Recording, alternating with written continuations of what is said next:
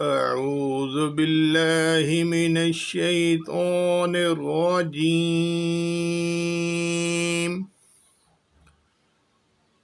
بسم الله الرحمن الرحيم. ألم نشرح لك صدرك ووضعنا عنك وزرك الذي أنقض ظهرك